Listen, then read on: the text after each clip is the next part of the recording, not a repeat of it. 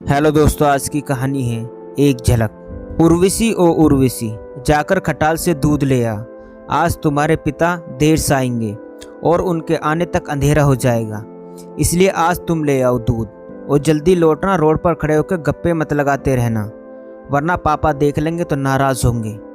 उर्वशी अभी 11वीं की छात्रा है और अभी कोचिंग क्लास से वापस आई है और आते ही माँ का हुक्म, मैं नहीं जाऊंगी खटाल से, बहुत गंदी बू आती है और मैं थक गई हूँ। आज ऑटो भी देर से मिला तो आधी दूरी पैदल चलना पड़ा। एक स्कूटी कब से बोल रही हूँ खरीदने के लिए, वो तो खरीदते नहीं, बस ये करो वो करो करते रहते हैं आप और पापा। इस पर माँ ने तेज़ आवाज़ में कहा, ठीक है, जब तक स्कूटी नहीं आएगी चाय मत मांगना मुझसे। तुम कर रहे हो ना तुम्हारे पापा इंतज़ाम स्कूटी का, तब तक चुप नहीं रह सकती क्या? 1 साल से यही सुन रही हूँ, कहते उर्वशी दूध की खटाल की तरफ निकल पड़ती है।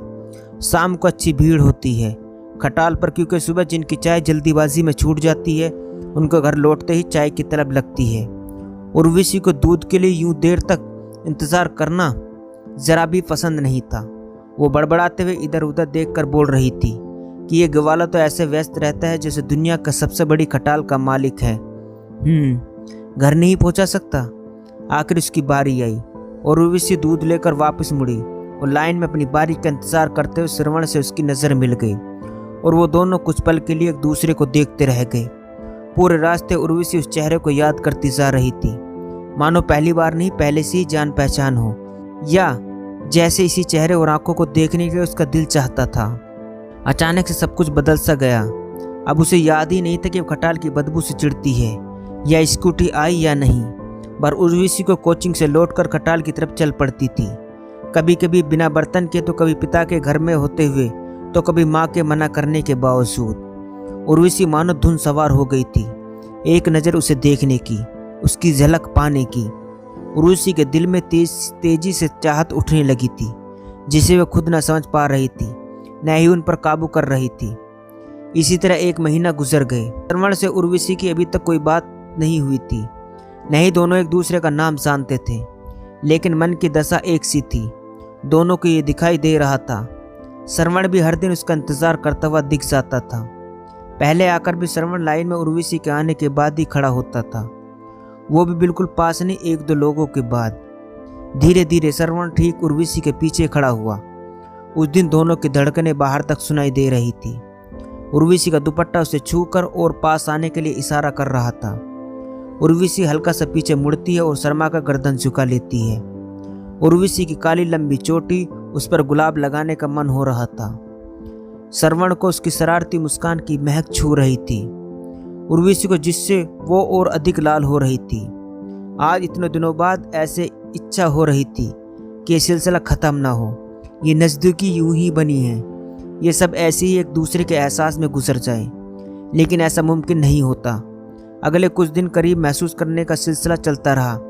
कभी पीछे खड़े होकर श्रवण अपनी महबूबा के उड़ते दुपट्टे अपने चेहरे की पहुँचता, कभी उर्वशी की चोटी खोलने की शरारत करता, तो कभी अपनी उंगलियों से उसकी उंगलियों को छूकर उर्वशी के पीछे मुड़ने का इंतजार करता।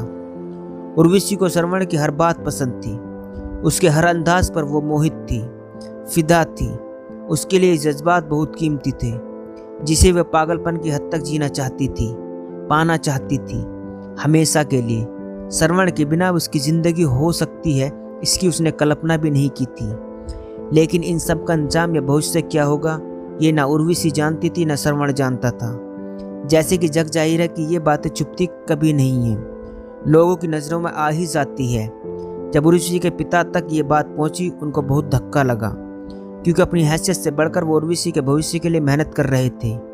उर्वशी के पिता ने उर्वशी से सीधा बात न करते हुए एक उपाय सोचा। अगले दिन जब उर्वशी कोचिंग से घर लौटी तो दरवाजे पर चमचमाती हुई उसकी पसंदीदा रंग की स्कूटी खड़ी थी, जिसे उर्वशी भूल चुकी थी। श्रवण से मिलने के बाद स्कूटी देखकर वो खुश तो थी, मगर उसका पूरा ध्यान था कि खटाल जाना है। वो एक भी दिन श्रवण को देखे बिना रह नहीं सकती थी। इसका अंदाजा शायद उसे भी नहीं था। स्कूटी की पूजा जल्दी से निपटाकर जैसे ही उर्वशी दूध लाने का बर्तन उठाती है, उसे भरा हुआ पाती है।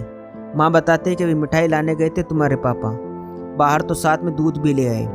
तुम स्कूटी चलाकर देखो ठीक है या नहीं, बहुत महंगी तो नहीं है, मगर तुम्हारी जिद पूरी हुई है। मेरे सब सहेली के पास है स्कूटी, बोलती रहती थी अब चुप क्यों हो? स्कूटी तुम्हारे लगता है साल भर से देरी से मिले है, इसलिए खुशी कम हो गई। माँ ये सब बोलती हुई रसोई में चली गई। बेटी के चेहरे को देखकर उसके पिता इतना समझ गए कि इन प्यार व्यार की बातों से दूर करना उर्वशी को आसान नहीं होगा। वो रात बिना श्रवण को देखे कैसे गुजारती उर्वशी नहीं जानती थी, लेकिन वो ये बात भूल गई थी कि श्रवण भी उसे उतना ही चाहने। वो खुद उर्वशी को देखे बिना नहीं रह सकता था। निराश होकर जब उर्वशी छत पर गई तो उसे कुछ दूरी पर अपने मोहल्ले के बच्चों के साथ खेलता हुआ वो चेहरा दिखा। उसकी झलक मिली। उसने उर्वशी के दिलो दिमाग पर अपना साम्राज्य कायम। उर्वशी के दीदार मिलते ही उसे ठीक देखकर सुकून भारी मुस्कान के साथ श्रवण लौट गया। फिर क्या था, उर्वशी छत से खिलखिलाते हुए नीचे लौटी और पिता से लिपटकर धन्यवाद जाहिर करने लगी। रसोई में जाकर माँ की मदद करने लगी, जो बहुत कम ही होता था। श्रवण दूध लेकर उर्वशी के मोहल्ले के बच्चों के साथ खेलने का बहाना अपनी दिलरुबा को देखने आता था। उर्वशी भी किसी न किसी बहाने घर से निकलकर उसके पास जाती और छुप छुपाकर एक दूसरे को खत देने का सिलसिला शुरू हुआ। कभी खत, कभी गुलाब, कभी तोहफे दिए जाने लगे एक दूसरे को, मगर बातें रूबरू अभी भी बाकी थी। उर्वशी ने कोचिंग न जाकर आज श्रवण से मिलने का फैसला कर लिया था। वो जानती थी श्रवण का कॉलेज वो खत में लिख चुकी थी, आज उसके कॉलेज के बाहर उसका इंतजार करेगी। श्रवण आया और दोनों के साथ साथ चलने लगे। रोड के किनारे चुपचाप उर्वशी ने पूछा, आखिर हिम्मत जुटाकर, मैंने सही किया ना, मुझे चुनकर या यहाँ आकर? क्या जानना चाहती हो मेरी उर्वी? अपना नाम इतने प्यार से सुनकर उर्वशी अपनी खुशी नहीं रोक पाई और रुक गई। उसके दिल कर रहा गले लगाने का, ये श्रवण पहले ही समझ चुका था। रुकी हुई उर्वशी का हाथ पकड़कर अपनी तरफ खींचकर गले लगा लिया और दोनों के आंसू निकल पड़े इस गहरे एहसास को महसूस करके। फिर याद आया दोनों रास्तों पर खड़े हैं। फिर दोनों चुपचाप चलने लगे। कुछ दूरी पर एक पार्क था। दोनों वहाँ एक दूसरे का हाथ पकड़कर बैठ गए। श्रवण ने कहा, मैंने मिलने की पहल इसलिए नहीं की क्योंकि लड़कियों को लगता है कि लड़के बहुत बेसब्र होते हैं, मगर उर्वी सच कहूँ तो मुझे इस प्यार की अनुभूति बेहद दीवाना बनाती है।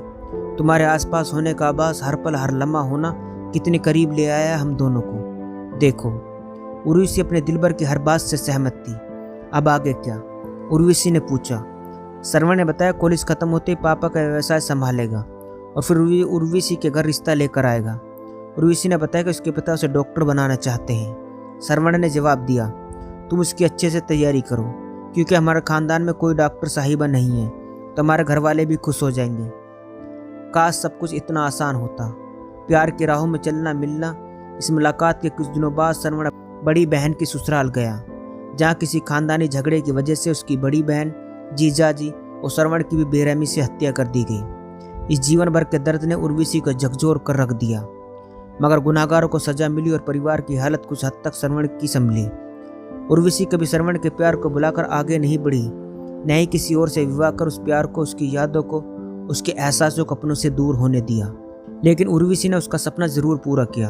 वह डॉक्टर बनी और आजीवन उसके परिवार की देखभाल पूरे मन से किया। अब भी श्रवण की वो पहली झलक उर्वी के जहन में उतना ही ताज़ा है जितनी पहली मुलाकात के बाद थी।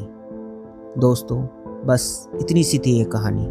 दोस्तों, कहानी अच्छी लगी हो तो चैनल को सब्सक्राइब करना ना भूलें। मिलते हैं फिर एक नई कहानी के साथ।